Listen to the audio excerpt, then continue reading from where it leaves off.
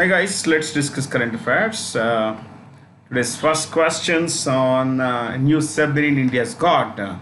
And before we discuss this, I would like to share something that I remember what we discussed in the previous session about the Israel-Palestine conflict. Now the thing is, I will discuss that. I'll discuss the remaining part. I brought you an outline of what the provinces, what are the territories of these two countries were about. I mean, the areas, populations, we discussed that stuff. And in this session, in the end of the class, the last, after we finish this session of questions today, we'll look at the actual crisis, what the crisis is about, who are the parties involved in this. Okay, but before that, this particular discussion, the usual discussion, which are the following statements about the INS Vakshir, Indian naval ship Vakshir submarines are correct. All of them are correct, of course. And I want you to write this project 75. Please write this project 75. Underline that first point. Launched by Government of India to build six submarines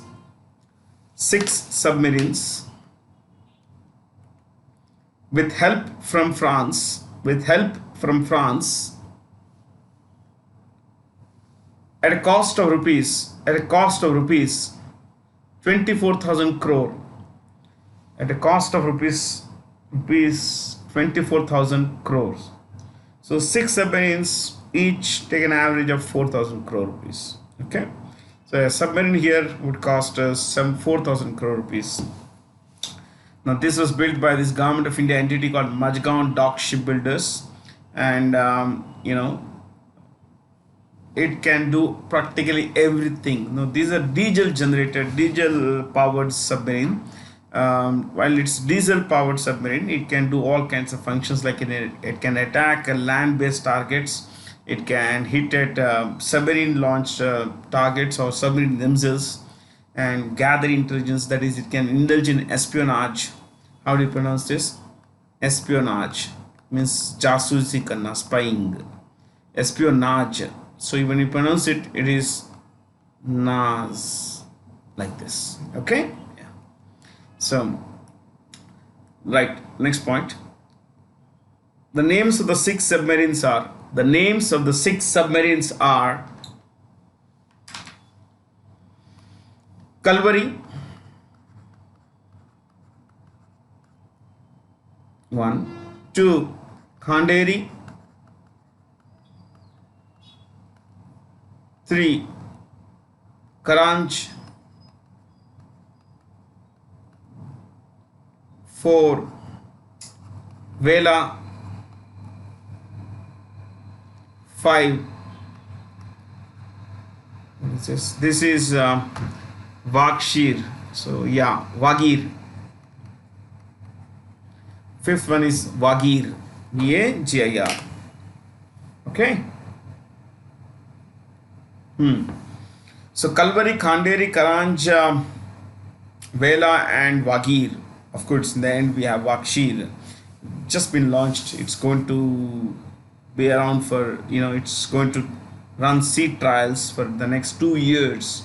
So the final induction will happen in 2024.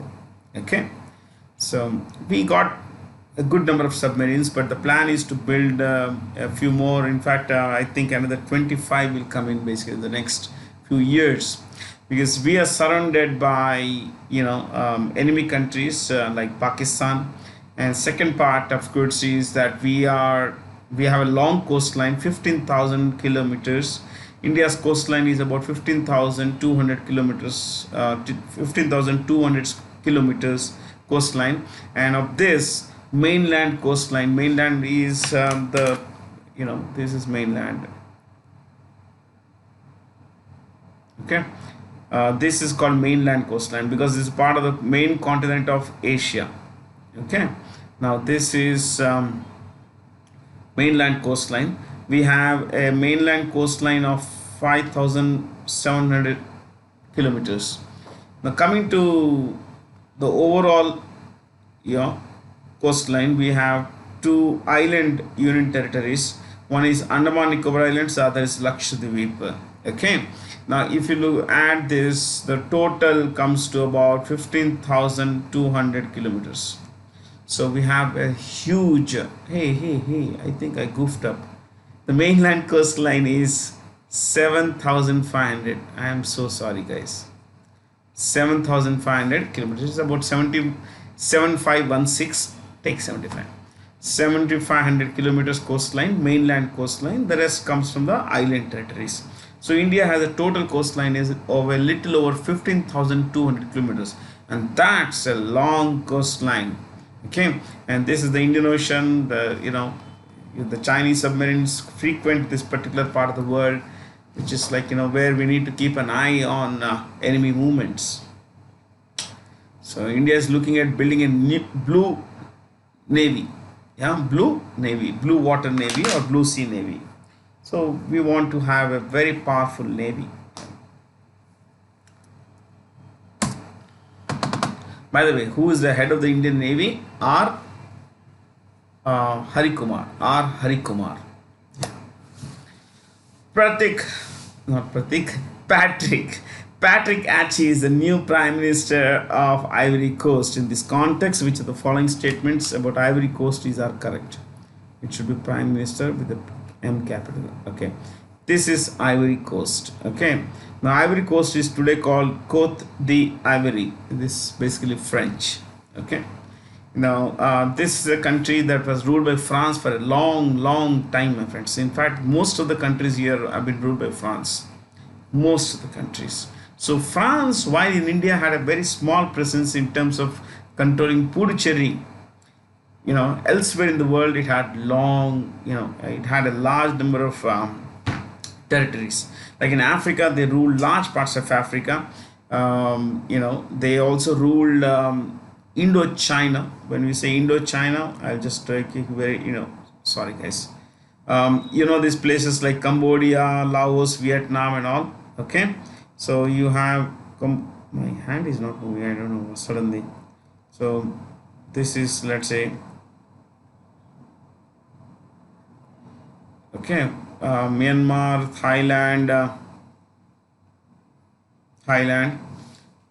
Cambodia, Laos, Vietnam. Okay, this area is called Indochina. Indochina was the name of the French Empire in this part of the world. So that's why you should not say India. The boundary between India and Pakistan, India and China as Indochina, because Indochina refers to another part of the world.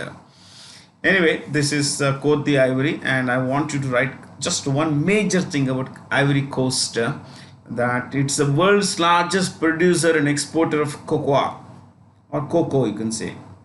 World's largest producer and exporter of cocoa.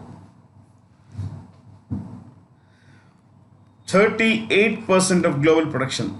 38% of global production.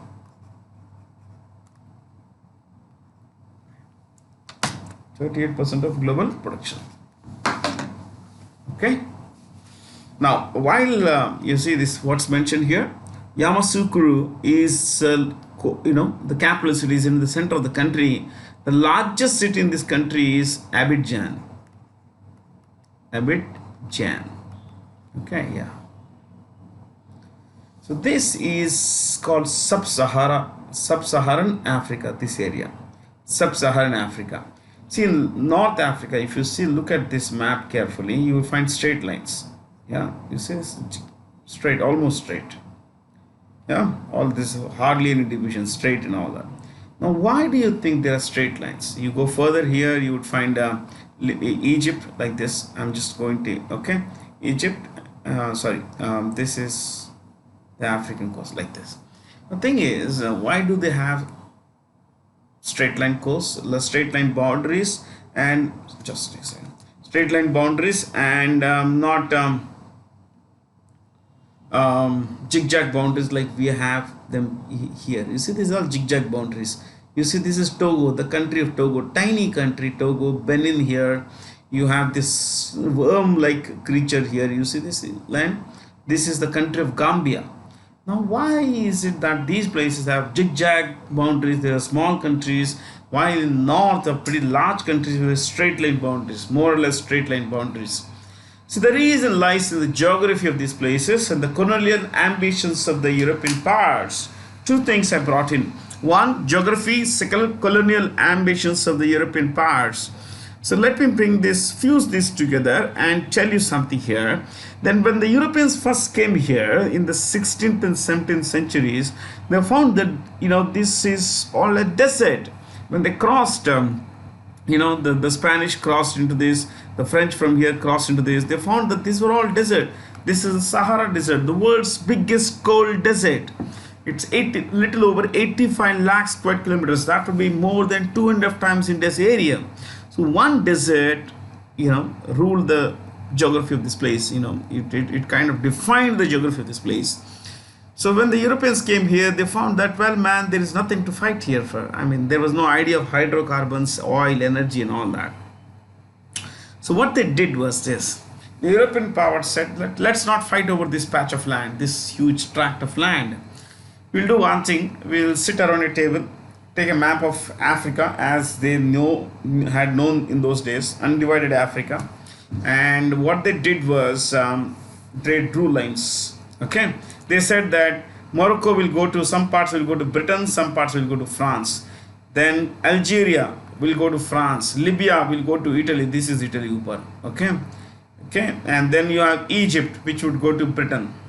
So they didn't fight. They said, okay, man, you take this, you take that kind of thing.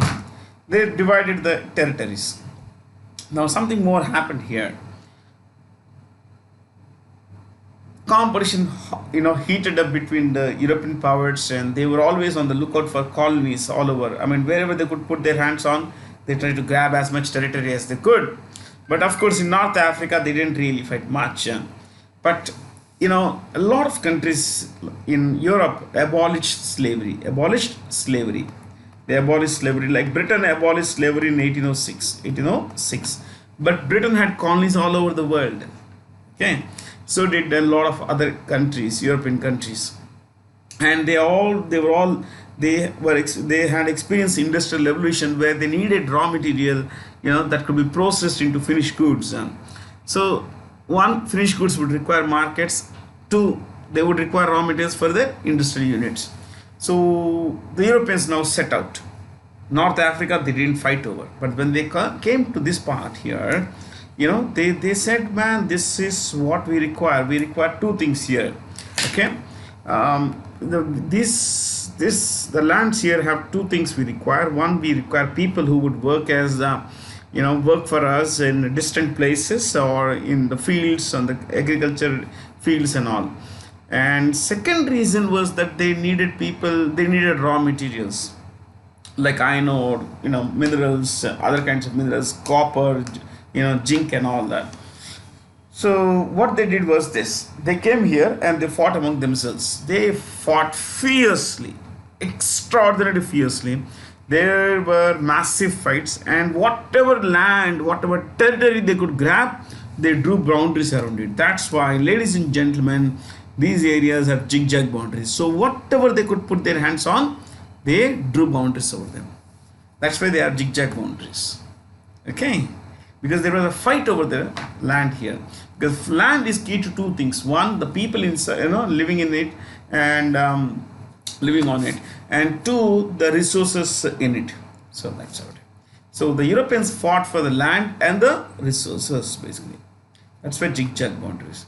North didn't attract much fight, because of its geography. So you can understand a lot of things if you know geography and history. I love these two subjects, and I'm greatly interested. See, I would suggest you learn something called the Scramble for Africa. Scramble for Africa. Scramble for Africa. You Google this or you go to Wikipedia, you'll find a story on. It's a long story, but take one part at a time. Spend 15 minutes now after the class, 15 minutes, and 15 minutes maybe tomorrow. So every day 15 minutes will help you a lot. And if you don't understand, don't remember, it's okay, man, but become familiar. Okay, how the European powers fought among themselves to carve their own spheres of influence is what the scramble for Africa about. Okay, which country's central bank has recently registered a new payment system named Hello? Russia did this, but there is no news about this. In fact, except for a couple of websites like ANI and all, there's almost no other agency had carried. There are no almost no articles in foreign publications about this payment system called Hello. So in that absence, I will have pretty little to tell you. Okay, about Hello, because there is no information. It's more of a payment system. It's a payment system. It would help Russia manage exports and imports through and the payments for them. So what are the capitals? Okay, we could look at capitals of Poland. Capital of Poland is Warsaw, and the capital of Bulgaria is Sofia. Sofia. Bulgaria, Sofia. Poland, Warsaw. Okay. Then we have the Border Roads Organization will construct the world's highest tunnel at the Shinku La Pass at an altitude over a little over 16,000 feet, connecting Ladakh with Himachal Pradesh. It's high altitude. It's the lower Himalayas in Himachal Pradesh and all. So there's always this thing about, see, these are ancient routes, but now to move between places you require sophisticated routes, better laid roads and everything, because now, given the sensitive nature of Ladakh, we require a swift movement of our armed forces. Of course, this is not for armed forces, but overall, basically. Ladakh is India's biggest UT. India's biggest UT by area. Biggest union territory by area. Second thing is, it is the most sparsely or least densely populated state or UT. Sparsely populated state or UT, Union Territory. What is the capital of Ladakh? Leh. Who is the lieutenant governor of this place? What is this place? Radhakrishna Mathur. Sorry, the guy's name. Radhakrishna Mathur. Okay? Yeah.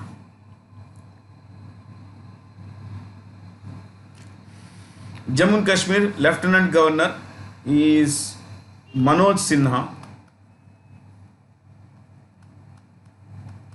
Manoj Sinha. Arunachal Pradesh, Chief Minister is Pema Khandu. Himachal Pradesh, I think is a guy called Jairam Thakur. I think so, yeah. Jairam Thakur. Sikkim, Chief Minister. This is India's smallest state by population. India's smallest state by population. Sikkim's Chief Minister is P.S. Tamang. Prem Singh Tamang. Prem Singh Tamang. Uttarakhand, Pushkar Singh Dhami. Pushkar Singh Dhami.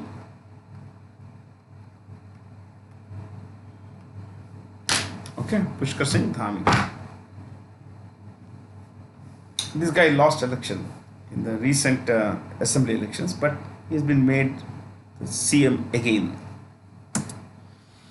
India's first portable solar rooftop system was inaugurated at the Swaminarayan Akshardham temple complex in Gandhinagar. This is a beautiful temple, very beautiful temple. And as you know, Gandhinagar is the capital of the state of Gujarat. It's a planned city. Now, in 2002, I remember this because I was there in somewhere in Rajasthan at the time, pretty close to where the state, north to Gujarat, north of Gujarat. So,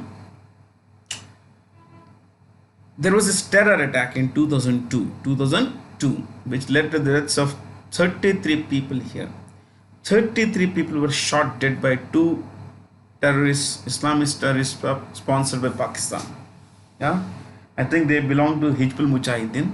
They kind of attacked the temple complex, and there were a lot of tourists, often tourists, pilgrims, They had come to, the faithful had come to pray here, but 33 were killed. Eventually, the Indian commandos stormed the place and they killed the two terrorists, but 33 Indians had lost lives. Yeah. What else can I discuss? Airport, Jayaprakash Narayan Airport. Jayaprakash Narayan Airport. Lok Nayak Jayaprakash Narayan International Airport at Patna is what you would find here. Ahmedabad Sardar Vallabhbhai Patel Airport. Sardar Vallabhbhai Patel Airport.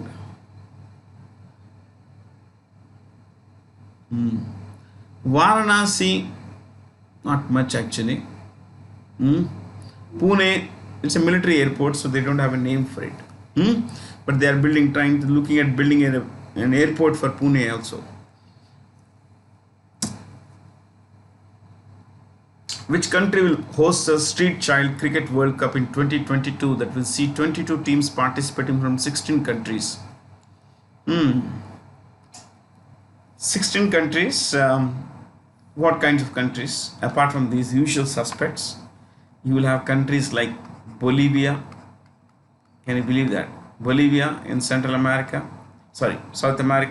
Mexico, Central America, North America. Then you will have countries, European countries like, Hungary, African countries like Rwanda, Uganda,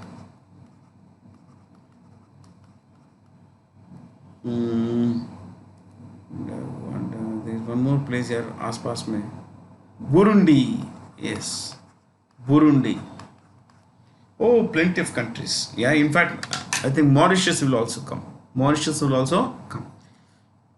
So, you have teams from Zimbabwe, Mauritius, these 6 places, then the usual countries.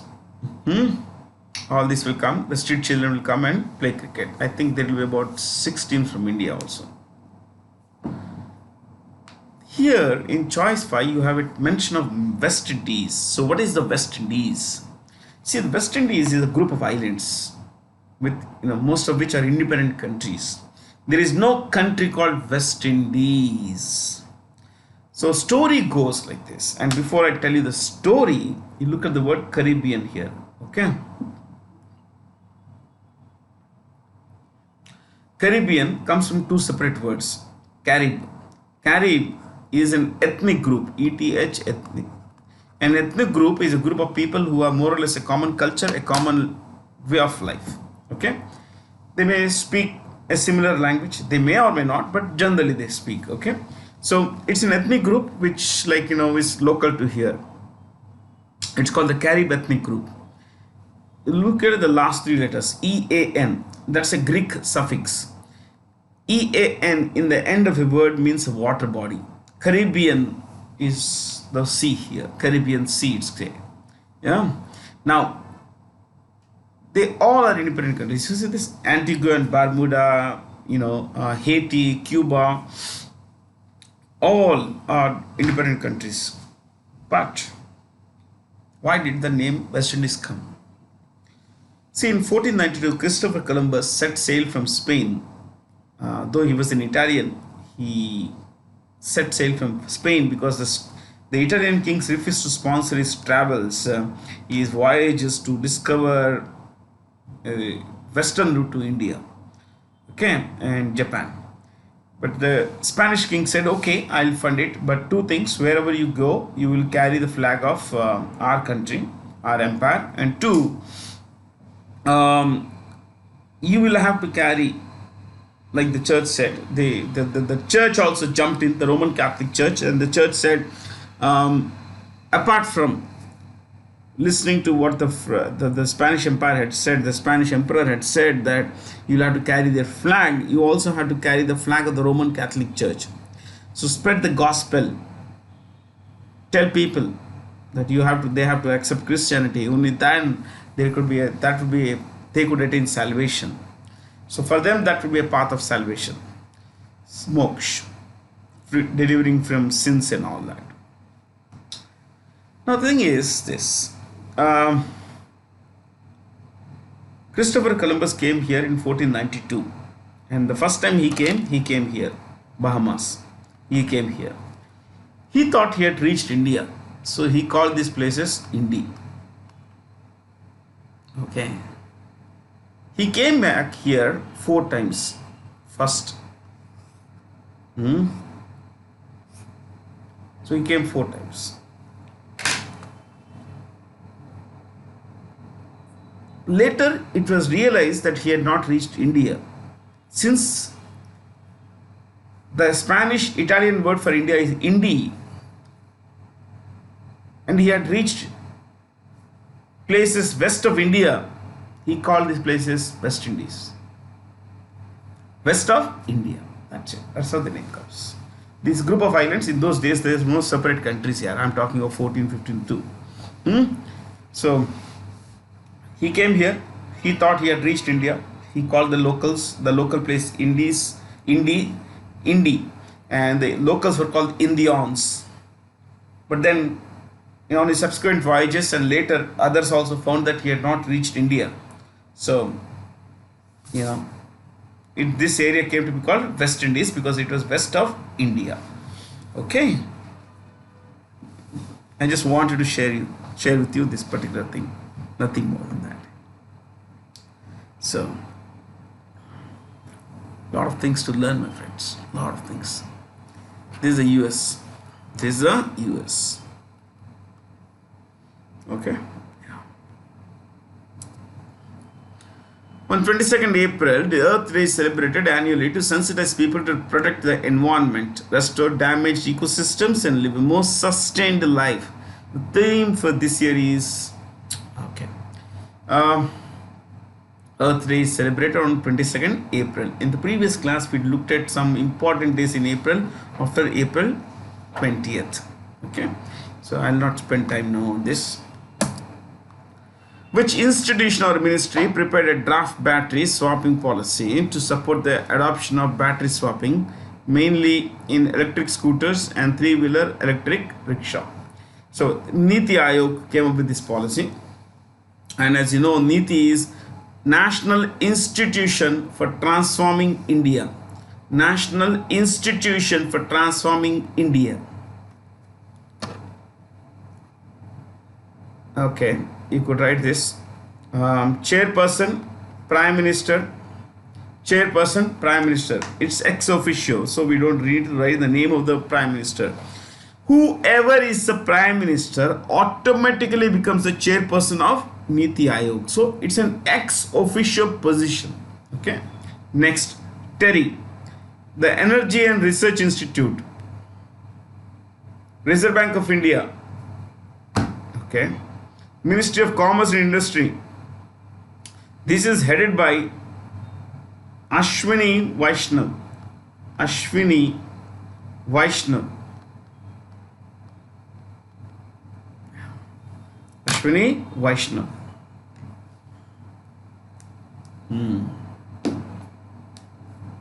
Okay. This guy also holds 2 other ministries. You want to write that? He holds Railways and METI, Ministry of Information Technology and Electronics.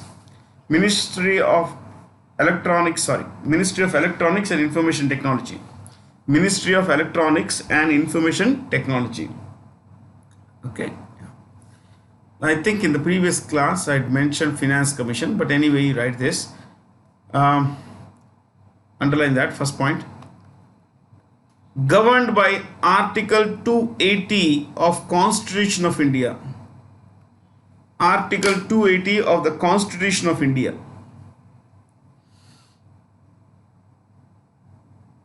Next. appointed by President of India, appointed by President of India for a term of 5 years, for a term of 5 years, for a term of 5 years. Next,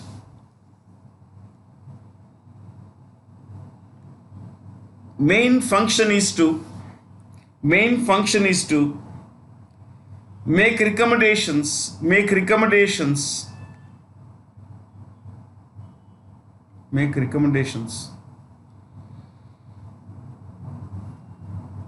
on financial aspects and revenue generation. See, in short, it defines the relationship between the financial relationship between the center and the states. So, last point, chairperson of 15th Finance Commission. Chairperson of 15th Finance Commission. Chairperson of 15th Finance Commission dash N.K. Singh, Nand Kishore Singh. Sure. Name the new Indian Coast Guard ship that has been recently inducted into the Indian Coast Guard at Gujarat's Bharuch port. Okay, now it's mentioned there. I will just write, I think in the previous session also we mentioned this. The Director General of the Indian Coast Guard is Lieutenant General Virendra Singh Pathania.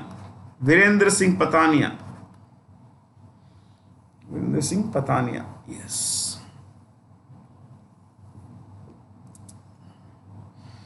With which global institution has the Government of India think tank Niti Aayog signed a statement of intent on sustainable development goals with a focus on children? UNICEF. You could write this: United Nations International Children's Emergency Fund. United Nations International Children's Emergency Fund dash head office New York City,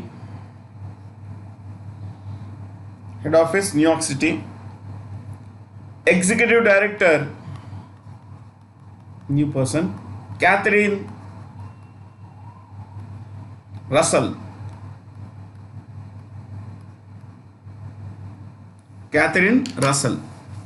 in brackets US citizen. She in fact worked for the US government.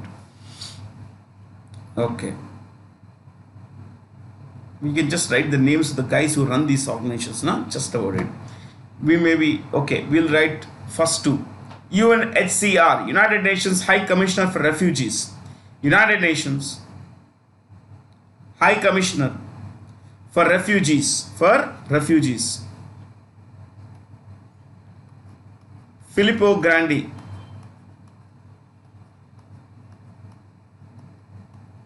Italy. UNESCO, Audrey Azoulay, France.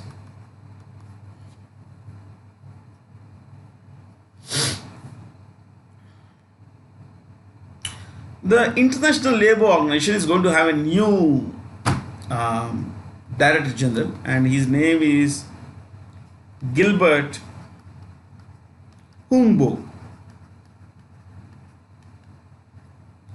of Togo. Gilbert Humbo of Togo.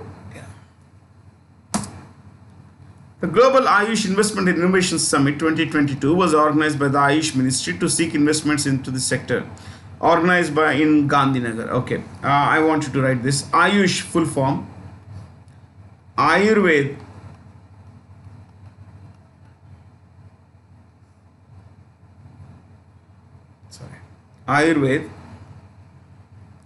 to yoga and naturopathy. Next, Unani or Unani, Siddha, and homeopathy.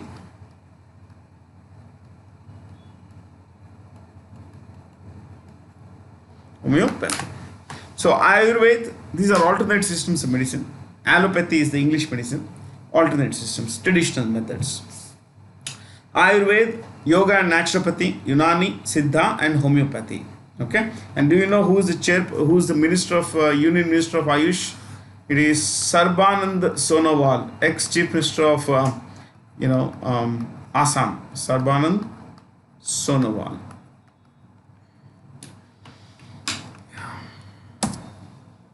Which company recently commissioned India's first 99.999% pure green hydrogen plant in the state of Assam? Oil India Limited. This is run by Sudhir Kumar Mishra. Sudhir or Sushil? Yeah? I always get confused. Hey, Sudhir Kumar runs BDL, but this is different. Yeah, this is Sushil. Sushil Kumar Mishra.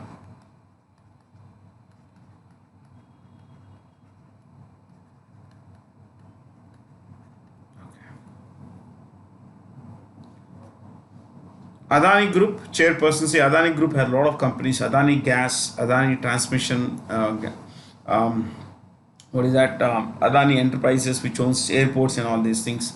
Then you have Adani Power, yeah, Adani Ports and Special Economic Zones, Adani Wilmar, plenty of companies. Adani Group is run by Gautam Adani. Gautam Adani. Reliance Industries, Mukesh Ambani. Gas Authority of India Limited, Manoj Jain.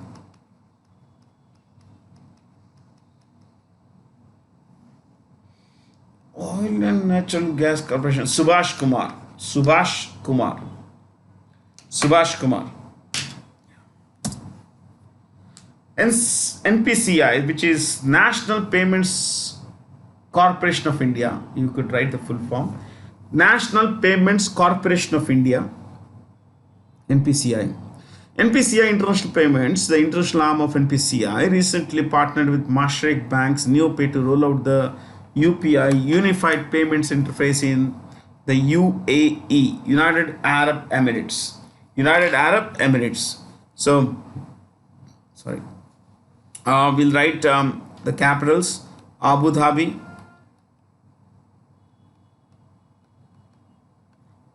Qatar, Doha, Saudi Arabia, Riyadh, Oman, Muscat, Jordan, Amman. NPCI, you write this: National Payments Corporation of India dash umbrella organization for organizing retail payments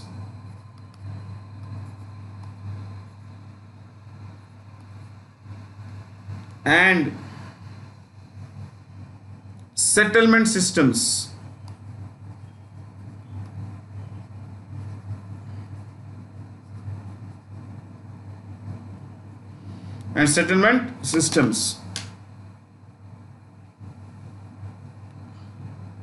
dash next point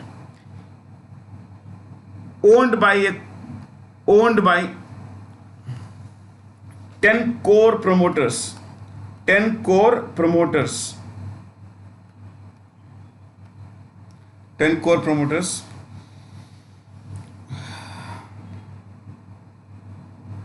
okay, 10 core promoters like SBI, HSBC Bank, yes, Punjab National Bank, and HDFC Bank. So like means 2-3 examples. We took 4. Next, MD of NPCI. MD Dilip Asbe, ASBE, Dilip Asbe. Which state government launched the first space technology framework policy in metaverse? Telangana, my state. So what is metaverse? There is no strict definition of metaverse, okay, but you write this particular part. A network of 3D virtual worlds or world, a network of 3D virtual worlds where people can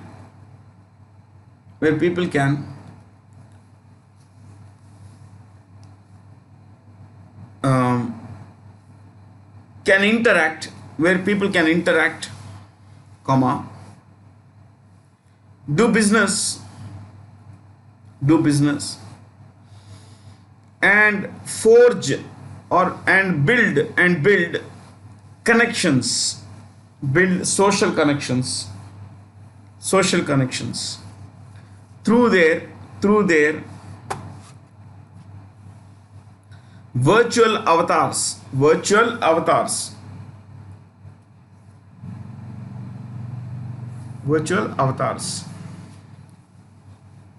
Okay, so it's a network of 3D computers where people can interact, do business, build social connections through their virtual avatars.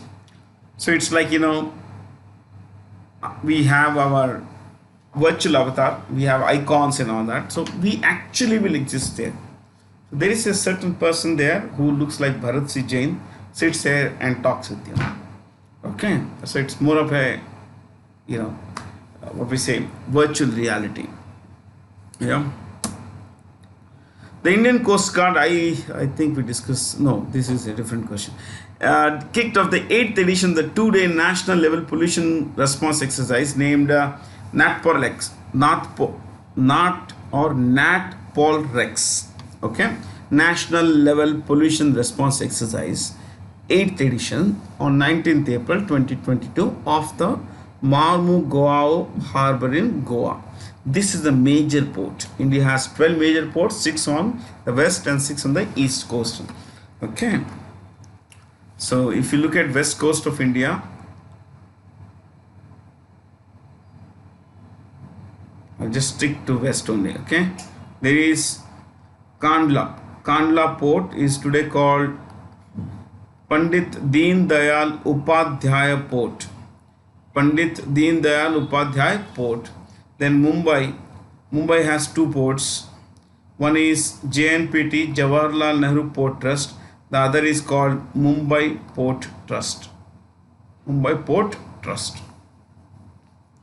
Then we have Mormugao in Goa. Then South Karnataka, New Mangaluru. See, this is not related to the question, but this is just additional information. Mangaluru. And in the end, we have Kochi.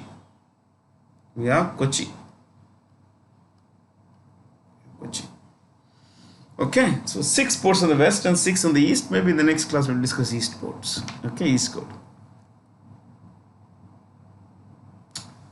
I think this should be a state because others are state.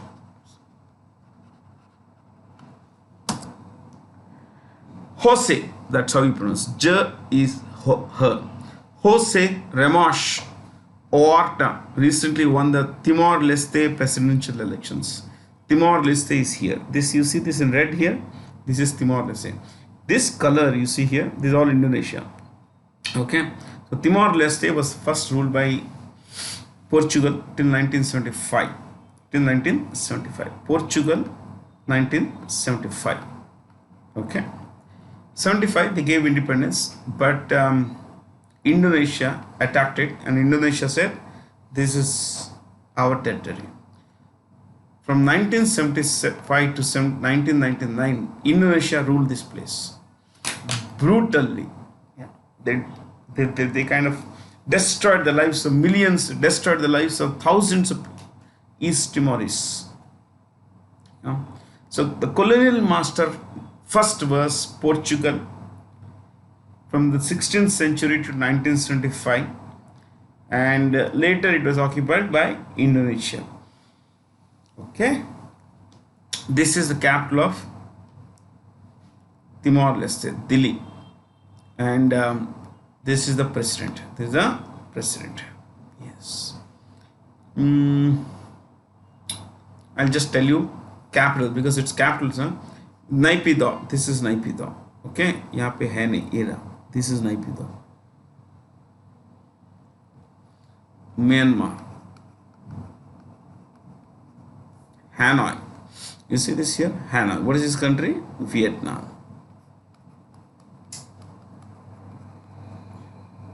Delhi is here. Phnom Penh. This is Phnom Penh. This is Phnom Penh. Cambodia. Yeah? Cambodia.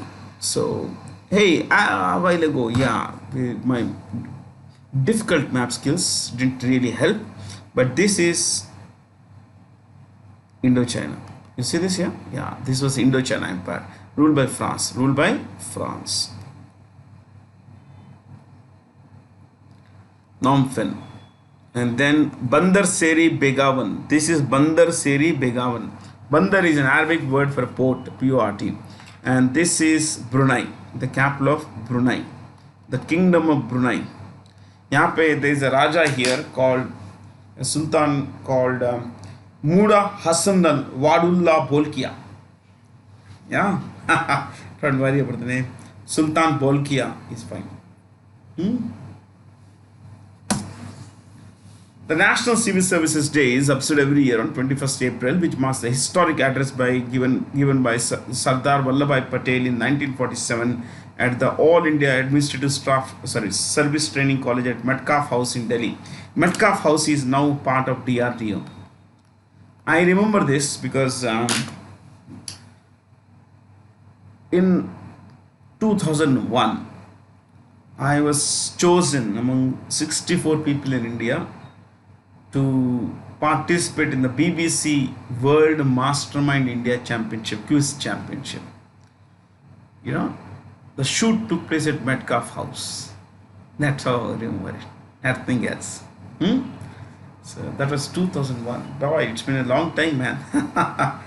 So, growing old now. Metcalfe House, and it's owned by DRDO.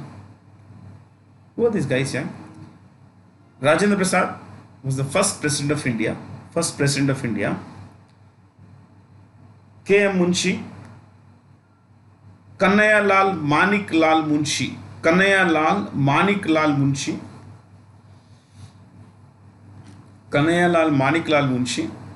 founder of Bharatiya Vidya Bhavan,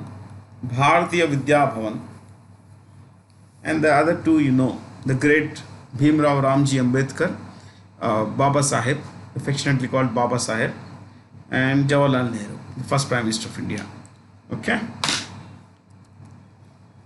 The Reserve Bank of India has notified banks that it will set up a digital PCR, which is a public credit registry, to capture details of all borrowers, including those of willful defaulters. Okay.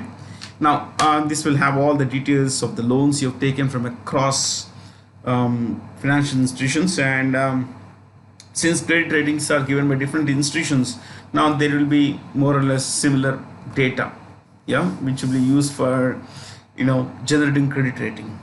Now the thing here is that this particular PCR, you could write this, was set up on recommendations of Y.M.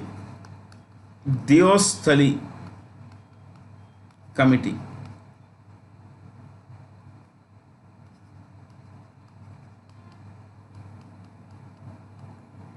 Y.M. Deosthali Committee. Okay. Yeah. For which of the following is a demat account necessary? For which of the following is a demat account necessary? Demat comes from two separate words. D is a prefix which means without. It's a negative prefix. It means without. Okay. Mat means material, something that you can touch, feel, sense. Okay. So demat is an account required to buy sell shares. Buy sell shares. Please know that earlier shares could be bought and sold in physical format.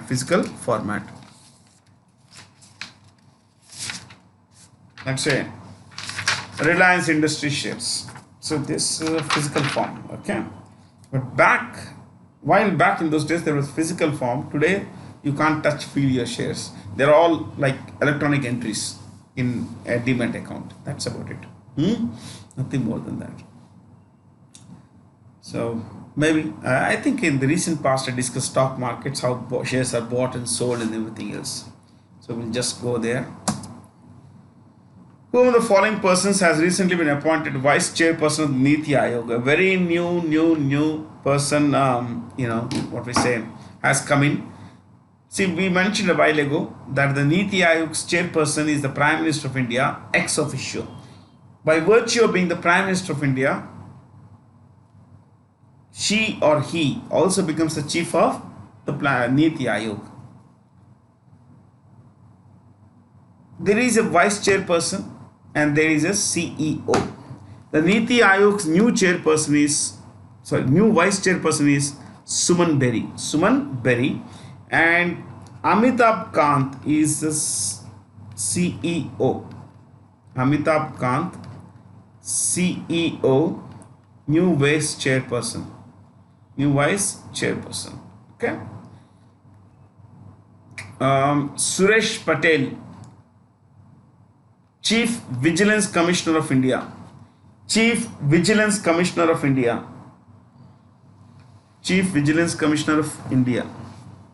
Rajiv Gauba, Cabinet Secretary of India.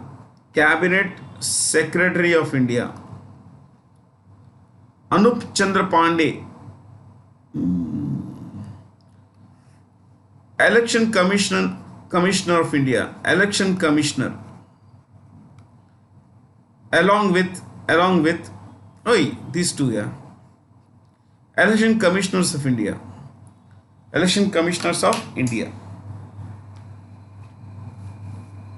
Okay. I wanted to discuss this. I'll spend 5-10 minutes here, then we'll wind this up. Okay, guys. In the previous session, I had shown you this map. This is today's Israel-Palestine. Okay. Let me wear these spectacles. Otherwise, when I wear this, there is usually a reflection, but now I think it's okay. See, Israel-Palestine, I told you, have a territorial dispute, and the idea here is that if you recollect from our previous class, I have a blank slide here. Palestine comprises two territories. Palestine is predominantly Muslim. Two territories. One is West Bank. The other is Gaza. Total population is about little over 5.5 million. But Gaza is exceptionally densely populated. Okay, and the area is again something like 5.8 thousand square kilometers. Now, Palestine says the Israelis have occupied our land. Israel became a reality in 1948. It is predominantly Jewish. It has a population of 89 lakhs or 90 lakhs, you can take. Area of 20,770 square kilometers. Okay. 80% of this population is Jewish, 20% is Muslim. Usually Muslim. There are almost very few. They could say that not 18. You could say 18%. Okay, Muslim. So the territorial dispute started in 1947 when a large number of Jews came from different parts of the world to settle here in this land. Historically, this area has been the rock bed of three Abrahamic religions. Abrahamic relates to the prophet Abraham. Okay? Abraham is Ibrahim in Islam. Okay? You need to appreciate the fact that these three faiths are called Abrahamic religions. In all the three faiths, Judaism, Christianity, and Islam, all the three faiths of these three, the name three, there is a prophet called Abraham. In some religion, in one of these religions, the position of Abraham is high up there. In the other one, it's lower there. Don't worry about this. We are only looking at a basic understanding. Okay? Now, the Jews came here, and this was mainly populated by Muslims at this time, though there were some substantial minority of Jews as well, but mostly populated by Muslims. Islam, as you know, was born in 622 after the birth of Jesus. 622 years of the birth of Jesus. Okay. This is the year in which the Islamic prophet Muhammad did the Hijrat. He moved from Mecca to Medina, I guess. Yeah. Okay. Yeah. He moved. This was called the Hijrat, and the year in which he moved is the beginning of the Islamic calendar. Okay. Now, guys, you need to appreciate when the Muslims first came here. Okay, the Muslims first came here. It was all Christian. Before Islam was born, it was all Christian and Jews. And Jews moved away. Slowly, they also began to move away. And as Islam was born, Islam spread here. The minority Jews became a minority in this region. In 47, as I told previously, that wherever there have been Jews, they have been persecuted discriminated against by Christians and Muslims. Okay, though they share the same prophets, there has always been this issue about faith. I mean, look, people always fight. If not our religion, then our property. We don't really need a reason to fight, do we? But then, in this case, it's more of a religion and territory. So, territorial dispute has become colored by, religion. Otherwise, it's actually a territorial dispute. The Jews came here. The Jews demanded that they be given a separate homeland. And at this time, majority of area was ruled by, France and Britain. Because in 1922, the Ottoman Empire, which was a Muslim empire from Turkey, was removed. Okay, was dismantled. At the end of the First World War, it was dismantled. 1922, Turkey became a secular country. Hardcore secular. It was hardcore secular till recently. So all these areas were part of the Ottoman Empire. Now the French, the British took over these areas. Okay, large parts of it. This is all France. So 47, what happened was this. See this. Syria gained independence in 46. Jordan in 46. So the Europeans began to leave this place. Now they were in a hurry because end of the Second World War, they didn't want to expend their resources on other people because their countries were already devastated. So they wanted to spend resources, time, money, everything on their own people back home. So they wanted to leave these places and they gave independence to these places. Apart from, of course, there were fierce independence movements in these places against colonial powers. So you see this. The matter went to the UN. The Jews came in, they occupied some parts. They took some land, and the UN said, okay, given that Jews have been promised by the big powers of Europe that they will be given an independent homeland, we want to partition the current land into two places, two countries. One land for Palestine, Palestinian Muslims, the other for the Jews. So this was the 1947 United Nations partition plan. Partition also happened in India. That is a very different story. See, this would be Muslim area. You see this in green, this is Muslim area, and this is the Jewish area. If you look at it carefully here, there is a thin stretch land, this Gaza, today's Gaza. Okay, you see this? Today's Gaza is here, and this West Bank. So the UN said, yeah, this will go to Jews, and this will go to this will remain Palestine. The Muslims were not happy with this plan. They said, look, the larger territory is going to Muslims, and this is going to separate the Muslims of Gaza from the Muslims of West Bank. There is a thin stretch here that actually separates this from this. But then that was the argument. So they said, we'll have to do something. So the Muslim countries, they kind of, they decided that they will never let an Israel exist, But Israel declared independence, declared the formation of their country in 1948. So the Jews said, Israel is a reality. In 1948, they said, we have established a country of Jews.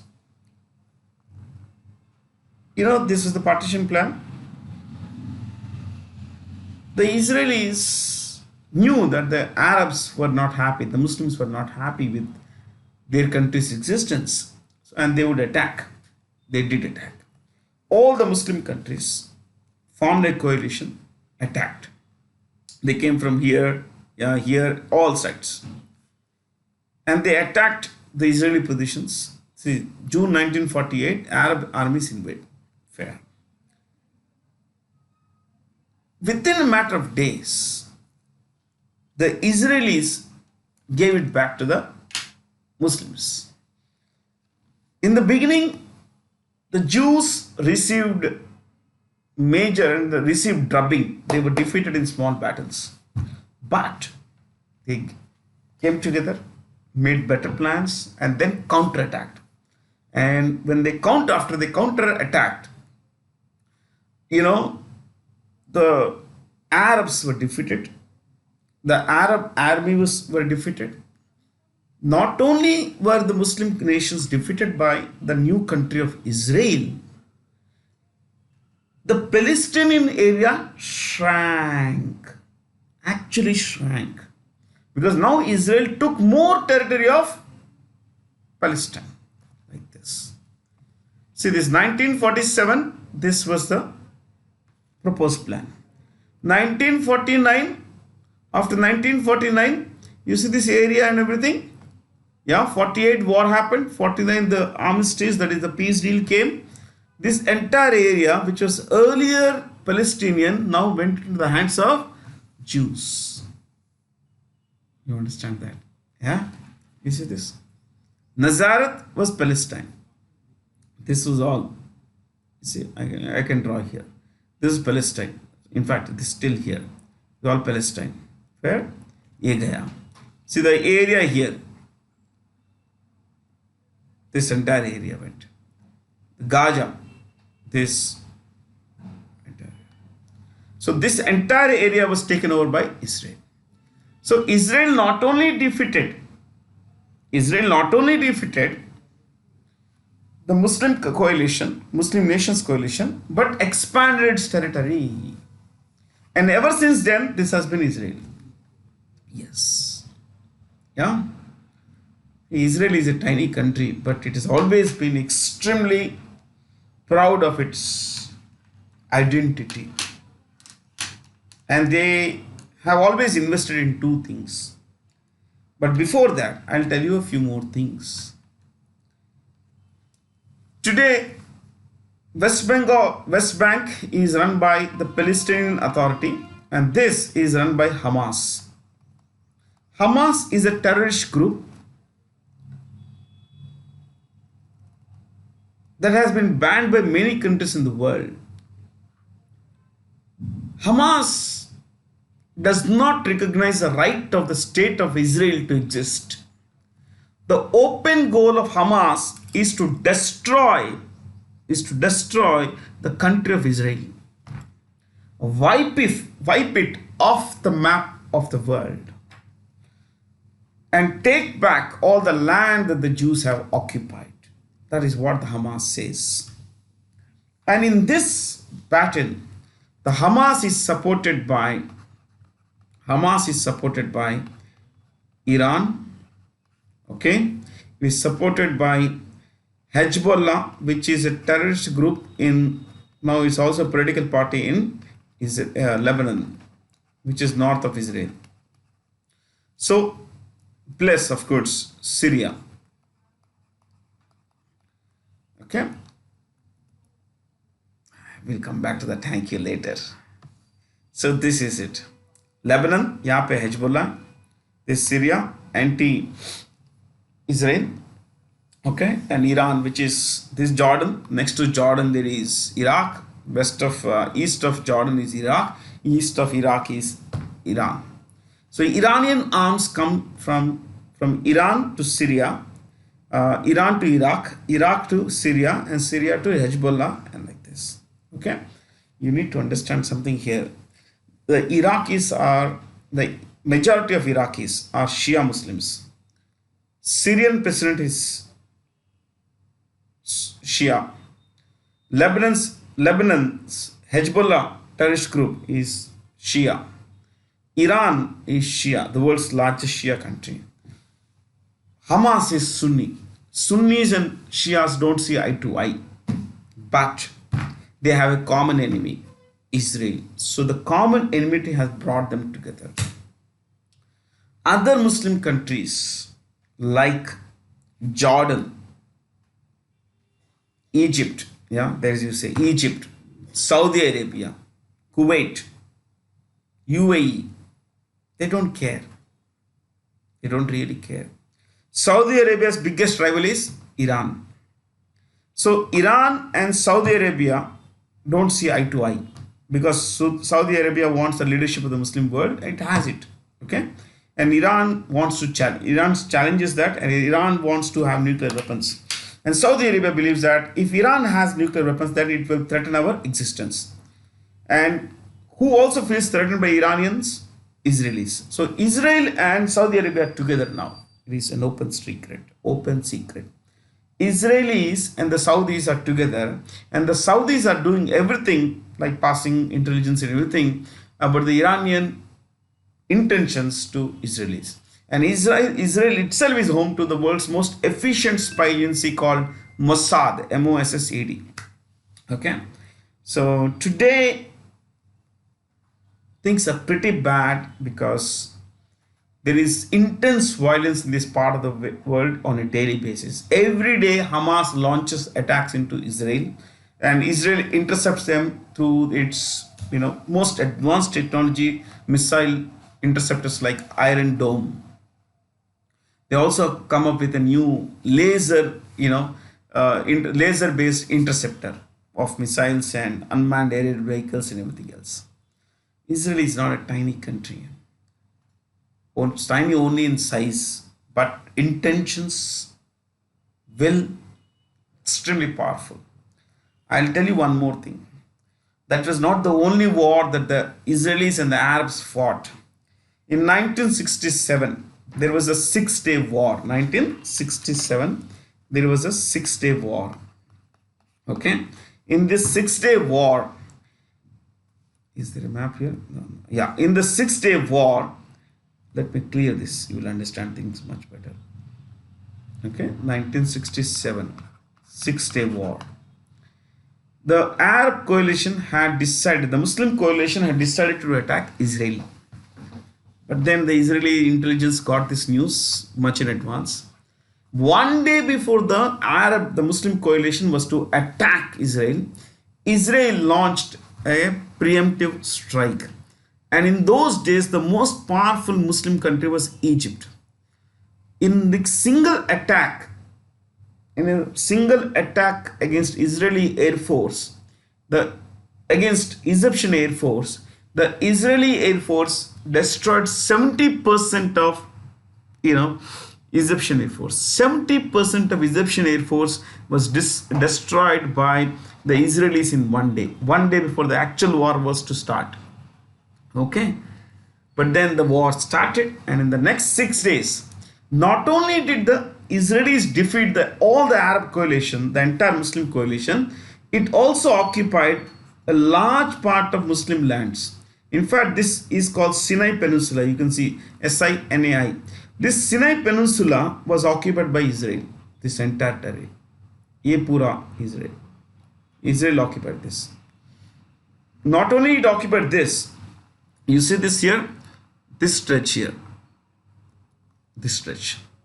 This territory called Golan Heights was occupied by Syria, was owned by Syria, but occupied by Israel in 1967.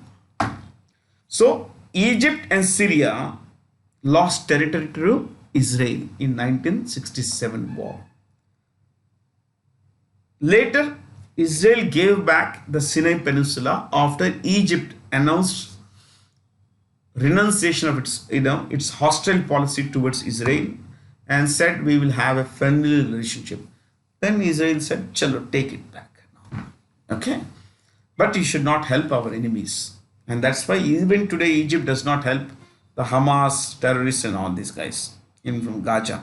The Gaza area shares a long boundary with Egypt, and they have lots of tunnels below this boundary. It's an open secret. The Golan Heights is still occupied by Israel. Yeah. So then again in 1973 there was another war. 1973 another war. After that multiple local conflicts have happened, but coalition wise 1948 war, when the entire Muslim world came together against Israel. 1967, 1973, three times it happened. But each time the Israelis had an upper hand. Okay, 73 was a draw. 48 and 67, Israel won the wars. Okay, so even today this conflict is happening. Even today, I just wanted to share a few things with you. I can't really share everything with you because this is a conflict that would take, at least for me to describe the intricacies, the fine details, would take at least 3 to 4 hours, which I do for some in some other way, but not in this kind of a class anyway. Okay, that's about it. I hope you learned a few good things today. My name is Bharat C. Jain, and please make sure, my friends, that you work hard, you learn these things, and you build a better future for yourself, because learning is the key to success. Learning is the key to happiness. Learning is the key to every good thing in life. Thanks for being here. Have a lot of fun. Stay curious. Thank you.